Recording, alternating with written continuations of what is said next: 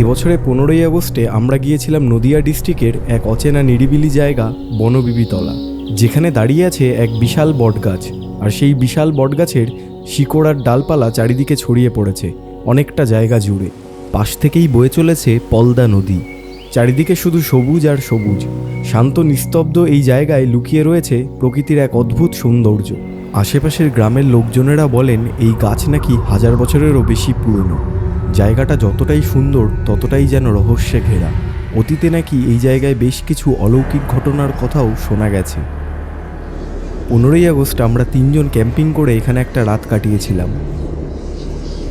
সত্যিই কি কিছু অস্বাভাবিক ঘটেছিল, নাকি সবটাই ছিল মানুষের মুখে শোনা গল্প? বনবিবিতলায় বিশাল বটগাছের নিচে ক্যাম্পিং করে রাত কাটানোর গল্প নিয়ে ফুল ভিডিও রয়েছে আমার ইউটিউব চ্যানেলে।